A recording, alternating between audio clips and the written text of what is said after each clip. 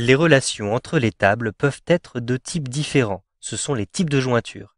Vous pouvez avoir une relation d'une à plusieurs données ou inversement de plusieurs à une seule donnée. C'est le cas pour un client qui effectue plusieurs commandes.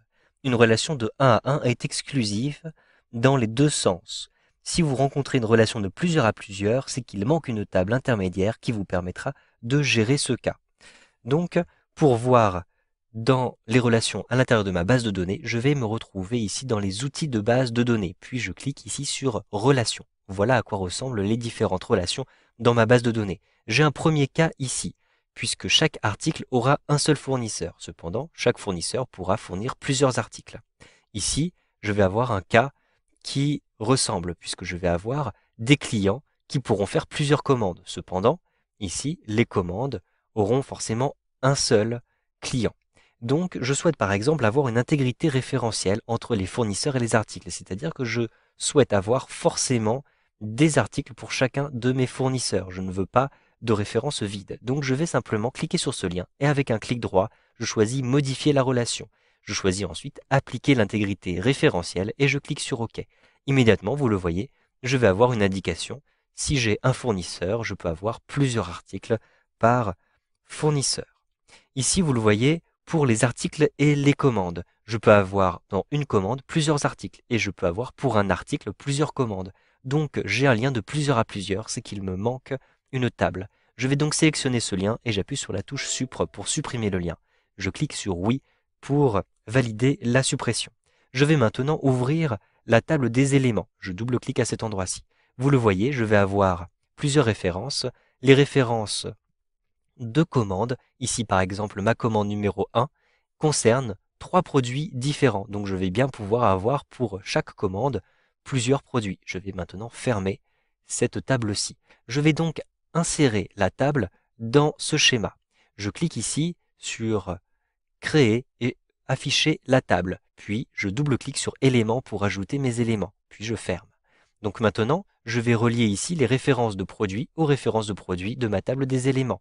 Ensuite, je clique sur Créer. De même, je vais ici relier les références de commande. Je clique sur ma référence de commande, je maintiens le bouton de la souris appuyé et je déplace ici la commande jusqu'à référence commande. Je relâche le bouton de la souris et je clique sur Créer pour bien créer les différents liens.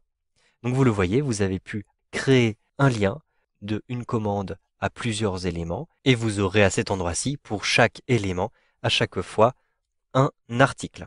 Si maintenant vous souhaitez mettre à jour certaines informations, par exemple, vous allez mettre à jour les références, les différents éléments de référence de clients. Il faudra donc que les références soient répercutées en cascade à l'intérieur des éléments qui sont liés. Vous pouvez donc mettre à jour en cascade vos liens. Il suffit de sélectionner le lien, puis avec un clic droit, choisissez Modifier une relation. Ici, vous pouvez choisir de mettre à jour en cascade les champs correspondants. Donc je coche d'abord Appliquer l'intégrité référentielle, puis Mettre à jour en cascade les champs correspondants. Je vais le faire par exemple pour mes liens fournisseurs et produits. Donc pour l'instant, je clique sur Annuler et je vais retrouver ce lien fournisseur-article. Avec un clic droit sur le lien, donc comme ceci, je positionne le curseur et j'effectue un clic droit, Modifier une relation. Je vais mettre à jour en cascade les champs correspondants.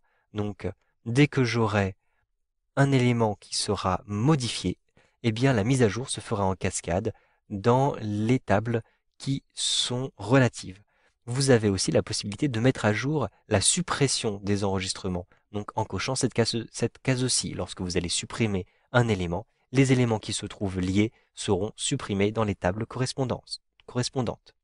Vous avez aussi les types de jointures. Je clique ici sur type de jointure et vous en avez 3. Ces types de jointures vont avoir une conséquence lorsque vous allez créer des requêtes. En effet, lors d'une requête, vont apparaître ici uniquement les éléments qui sont les mêmes dans les deux tables. Par exemple, les clients qui ont des factures et inversement, les factures qui ont des clients. Si vous sélectionnez cette deuxième possibilité, eh bien, vous allez faire apparaître tous ceux de la première table, forcément, et uniquement ceux qui correspondent dans la deuxième table et qui seront donc filtrés, c'est-à-dire que vous n'aurez pas les clients qui n'auront rien acheté, par exemple. Dans le troisième cas, vous allez faire apparaître tous les éléments de la seconde table et ceux qui sont égaux dans la première table, ce qui serait absurde en l'occurrence puisqu'il n'y a pas de commande sans client. Donc par exemple, je peux choisir le deuxième ou le premier cas. Je clique ensuite sur OK et je valide en cliquant sur OK. Vous savez donc maintenant comment éditer une relation avec Access 2013.